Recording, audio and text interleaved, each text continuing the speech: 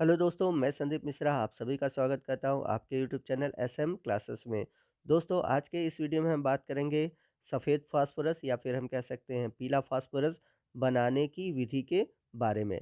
तो एग्ज़ाम के point of view से देखा जाए तो ये टॉपिक जो है मोस्ट इम्पॉर्टेंट है, क्योंकि एग्ज़ाम में इससे क्वेश्चन पूछे जाते हैं। तो आज के इस वीडियो में हम बात करेंगे सफ़ेद फास्फोरस या पीला फास्फोरस को हम कैसे प्राप्त कर सकते हैं। तो आइए वीडियो की शुरुआत करते हैं। तो सफ़ेद फास्फोरस फास्फेट रॉक जिसका फार्मूला होता है Ca3PO4 का होल ट्वाइस, या फिर हम हड्डियों की राख से प्राप्त कर सकते हैं। तो सफ़ेद फास्फोरस प्राप्त करने के लिए हमें फास्फेट रॉक, जो कि फास्फोरस का एक यौगिक है, जो कि खनिज रूप में पाया जाता है, जिसे हम कैल्शियम फास्फेट भी कहते हैं, और जैसा कि मैंने इसका सूत्र बताया था Ca3PO4 का होल ट्वाइस, या फिर इसकी जगह हम यूज़ कर सकते हैं हड्डियों की राख को। तो सफ़ेद फास्फोरस के निष्कर्षण की दो विधियां हैं। पहली विधि है रिटार्ट विधि और दूसरी है विद्युत तापीय विधि, जिसे हम आधुनिक विधि के नाम से भी जानते हैं। तो आइए सबसे पहले हम बात करते हैं रिटार्ट विधि के बारे में कि कैसे हम रिटार्ट विधि के द्वारा सफ़ेद फास्फोरस या फिर पीला फास्फोरस प्राप्त कर सकते हैं। तो सफ़ेद फास्फोरस निष्कर्षण की यह सबसे पुरानी विधि है। इस विधि में हड्डियों की राख या फिर फास्फेट राख को सांद्र सल्फ्यूरिक अम्ल के साथ गर्म करते हैं, जिससे कि आर्थोफास्फोरिक अम्ल यानी कि H3PO4 प्राप्त होता है। तो जैसा कि मैंने बताया, जो रिटार्ट विधि है वो सफ़ेद फास्फोरस बनाने की सबसे पुरानी विधि है, और इस विधि में हम क्या करते हैं, हड्डियों की राख लेते हैं या फिर फास्फेट राख को लेते हैं और उसको हम सल्फ्यूरिक अम्ल के साथ गर्म करते हैं। और जब हम सांद्र सल्फ्यूरिक अम्ल के साथ गर्म करते हैं तो आर्थोफास्फोरिक अम्ल प्राप्त होता है। तो इसके लिए आइए अभिक्रिया देखते हैं कि क्या अभिक्रिया होगा। इसके लिए सूत्र क्या है? तो फास्फेट रॉक का फार्मूला यहाँ पर हमने लिखा हुआ है Ca3PO4 का होल ट्वाइस। अब इसकी अभिक्रिया करा रहे हैं हम सांद्र सल्फ्यूरिक अम्ल के साथ। तो यहाँ पर 3 अणु जो है H2SO4 के हैं। तो अभिक्रिया किया और बना H3PO4 यानी कि आर्थोफास्फोरिक अम्ल, और इसके साथ साथ कैल्शियम सल्फेट यानी कि CaSO4 का अवक्षेप प्राप्त होता है। अब ये जो विलयन हमें प्राप्त हुआ है, तो इस प्रकार प्राप्त विलयन को छानने से आर्थोफास्फोरिक अम्ल का विलयन प्राप्त होता है। प्राप्त गाढ़े द्रव को तेज गर्म करते हैं, जिससे कि आर्थोफास्फोरिक अम्ल मेटाफास्फोरिक अम्ल में परिवर्तित हो जाता है। तो हम करते क्या है, जो आर्थोफास्फोरिक अम्ल में कैल्शियम सल्फेट का अवक्षेप मिला हुआ है, ठीक है? तो हम क्या करते हैं कि इस कैल्शियम सल्फेट के अवक्षेप को छानकर अलग कर लेते हैं, और जब हम कैल्शियम सल्फेट के अवक्षेप को छानकर अलग करते हैं तो हमें सिर्फ मिल जाता है आर्थोफास्फोरिक अम्ल का विलयन। अब इस आर्थोफास्फोरिक अम्ल के विलयन को हम तेज गर्म करते हैं, और जब हम इसे तेज गर्म करते हैं तो आर्थोफास्फोरिक अम्ल मेटाफास्फोरिक अम्ल में अपघटित हो जाता है। तो नीचे आप रिएक्शन देख सकते हैं, लिखा हुआ है H3PO4 यानी कि आर्थोफास्फोरिक अम्ल, और जब इसे गर्म किया गया तो बना HPO3 यानी कि मेटाफास्फोरिक अम्ल। अब इसके बाद जो प्राप्त मेटाफास्फोरिक अम्ल है, उसमें हम कोक मिलाएंगे यानी कि कोक मिलाकर मिश्रण बनाएंगे, और इसे अग्निशह मिट्टी के रिटार्ट में आश्वित करेंगे। तो जब हम इसे रिटार्ट में आश्वित करते हैं, तो आश्वित करने पर जो मेटाफास्फोरिक अम्ल होता है वो कोक द्वारा फास्फोरस में अपचयित हो जाता है। तो आर्थोफास्फोरिक अम्ल से जो प्राप्त हुआ मेटाफास्फोरिक अम्ल है, उसमें हम कोक मिला देते हैं। अब इस मिश्रण को हम अग्निशह मिट्टी के रिटार्ट में आश्वित करते हैं। तो जब हम आश्वित करते हैं तो जो मेटाफास्फोरिक अम्ल है वो कोक द्वारा फास्फोरस में अपचयित हो जाता है। तो नीचे आप रिएक्शन देख सकते हैं, यहाँ पर नीचे की ओर मेटाफास्फोरिक अम्ल है HPO3 है, और ये कोक यानी कि कार्बन यहाँ पे C लिखा हुआ है से अभिक्रिया कर रहा है। तो आप देख सकते हैं राइट साइड फास्फोरस P4 बना हुआ है, और इसी के साथ-साथ कार्बन मोनोऑक्साइड यानी कि CO और जल, इन दोनों का भी निर्माण होता है।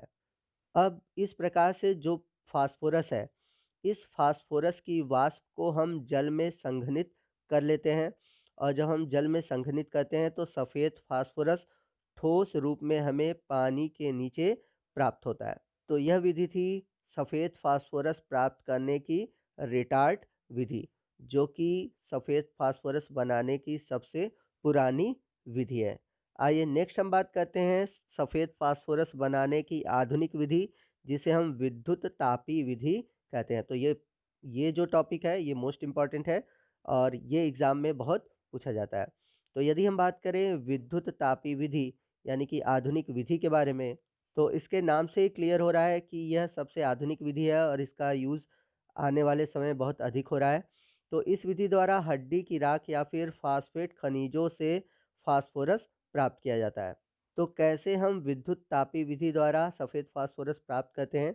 आइए इसको हम समझते हैं।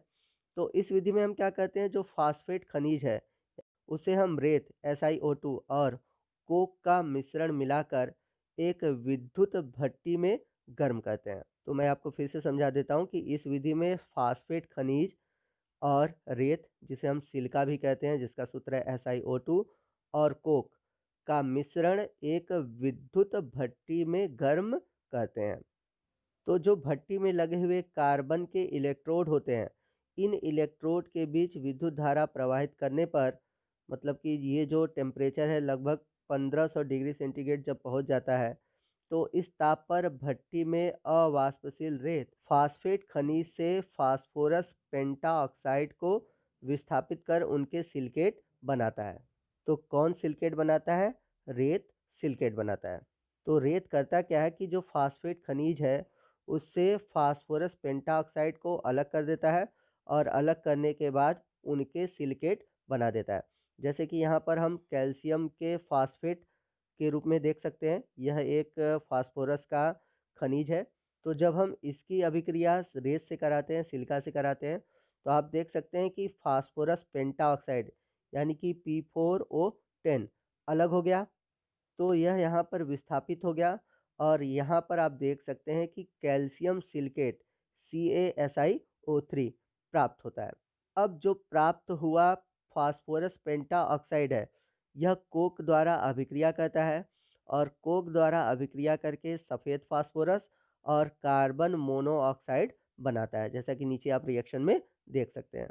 तो जो कैल्शियम सिलिकेट बना हुआ था, वह पिघलकर धातु मल के रूप में भट्टी के नीचे बैठ जाता है और भट्टी से बाहर निकलने वाली गैसों में फास्फोरस की वाष्प जल में संघनित होने के कारण सफ़ेद फास्फोरस ठोस रूप में पानी के नीचे बैठ जाता है। तो आइए इसे हम चित्र के माध्यम से समझते हैं। तो जैसा कि चित्र में आप देख सकते हैं, यह एक विद्युत तापीय विधि है जिसमें कि एक विद्युत भट्टी बना हुआ है। अब इसमें हम क्या कहते हैं, जो फास्फेट रॉक है, कोक है और रेत का जो मिश्रण है, इसे हम विद्युत भट्टी के हॉपर द्वारा अंदर डालते हैं। तो इस विद्युत भट्टी में कार्बन के 2 इलेक्ट्रोड बने हुए हैं। आप एक देख सकते हैं, कैथोड है, दूसरा एनोड है। और जो ये मिश्रण है यानी कि फास्फेट रॉक, कोक और सैंड है, इस मिश्रण को हम इन दोनों इलेक्ट्रोड के बीच में डाल देते हैं। और जब इन इलेक्ट्रोडों के बीच में डालते हैं और इसमें विद्युत धारा प्रवाहित करते हैं और जब टेम्परेचर लगभग 1500 डिग्री सेंटीग्रेड पहुंचता है, तो इसमें क्या होता है कि जो सैंड है यानी कि जो रेत है, वो फास्फेट रॉक को फास्फोरस पेंटाऑक्साइड में विस्थापित कर देता है। तो फास्फोरस पेंटाऑक्साइड P4O10 ये बनता है। अब जो फास्फोरस पेंटाऑक्साइड है, उसी के साथ साथ कैल्शियम सिलिकेट भी बनता है, जो कि एक धातु मल के रूप में होता है और ये नीचे भट्टी में एकत्रित हो जाता है, जिसे हम नीचे छिद्र के द्वारा अलग कर लेते हैं। और जो प्राप्त फास्फोरस पेंटाऑक्साइड है वो कोक से अभिक्रिया करता है और सफ़ेद फास्फोरस का वेपर बनाता है यानी कि वाष्प बनाता है। तो आप देख सकते हैं ऊपर की ओर होल से फास्फोरस का वेपर निकल रहा है। अब इस वेपर को हम क्या करते हैं, जल में डालते हैं और जल में डालकर आश्वित करते हैं और जब हम आश्वित करते हैं तो सफ़ेद फास्फोरस हमें ठोस रूप में प्राप्त हो जाता है। तो इस प्रकार से विद्युत तापी विधि द्वारा सफ़ेद फास्फोरस प्राप्त किया जाता है। तो इस विद्युत भट्टी में स्टील की बनी हुई चारों तरफ कवर होती है, ठीक है? और इसमें अग्निशः ईंटें लगे होते हैं, जैसा कि आप फिगर में देख सकते हैं। स्टील वेसल्स है और फायर ब्रिक्स लगे हुए हैं अग्निशः ईंटों की और कार्बन के 2 इलेक्ट्रोड लगे होते हैं। तो कार्बन का ही कैथोड होता है और कार्बन का ही एनोड होता है। तो रिटार्ड विधि और विद्युत तापी विधि द्वारा जो फास्फोरस प्राप्त होता है उसमें कुछ अशुद्धियाँ होती हैं। तो इन अशुद्धियों को दूर करने के लिए हमें इनका शोधन करना आवश्यक है। तो आइए देखते हैं कि कैसे हम अशुद्ध फास्फोरस को कैसे शुद्ध करेंगे। तो इन विधियों से जो प्राप्त फास्फोरस है, यानी कि रिटार्ड विधि या फिर हम कह सकते हैं विद्युत तापी विधि, इन दोनों विधियों से जो प्राप्त अशुद्ध फास्फोरस होता है, इन अशुद्ध फास्फोरस को हम सल्फ्यूरिक अम्ल और पोटेशियम डाइक्रोमेट K2Cr2O7 के साथ एक टैंक में हल्का गर्म करते हैं। तो जब हम इन्हें हल्का गर्म करते हैं, तो हल्का गर्म करने पर होता क्या है कि इनमें जो कुछ अशुद्धियाँ होती हैं, वो ऑक्सीकृत हो जाती हैं और ऑक्सीकृत होकर वाष्पित हो जाती हैं, वाष्प में बदल जाती हैं। और जो शेष अशुद्धियाँ होती हैं, वो मल के रूप में द्रव की सतह पर आ जाती हैं और इस प्रकार से फास्फोरस एक स्वच्छ रंगहीन द्रव के रूप में टैंक की पेदी में बैठ जाता है। इस पिघले हुए फास्फोरस को लंबी नली में प्रवाहित करने पर वह ठंडा होकर ठोस फास्फोरस के रूप में एकत्र हो जाता है। तो दोस्तों, ये था हमारा आज का वीडियो जिसमें कि हमने सफ़ेद फास्फोरस बनाने की रिटार्ड विधि और आधुनिक विद्युत अपघटनी विधि के बारे में देखा। तो आई होप आपको ये वीडियो अच्छा लगा होगा। वीडियो में हर टॉपिक आपको समझ में आ गया होगा। अगर फिर भी आपको कोई डाउट हो तो आप हमसे कमेंट करके पूछ सकते हैं, मैं ज़रूर उसका रिप्लाई करूँगा। और यदि आपको वीडियो अच्छा लगा हो तो वीडियो को लाइक और शेयर करना मत भूलिएगा। और यदि आप हमारे चैनल पर नए हैं और अभी तक आपने हमारे चैनल को सब्सक्राइब नहीं किया है तो प्लीज़ हमारे चैनल को सब्सक्राइब कर लीजिए और बगल में जो बेल आइकन है उसे प्रेस करना मत भूलिएगा, ताकि जब भी मैं इस तरह की वीडियो अपलोड करूं उसका नोटिफिकेशन आपको मिलता रहे। तो दोस्तों, मिलते हैं अगले वीडियो में अगले टॉपिक के साथ। तब तक के लिए जय हिंद, जय भारत।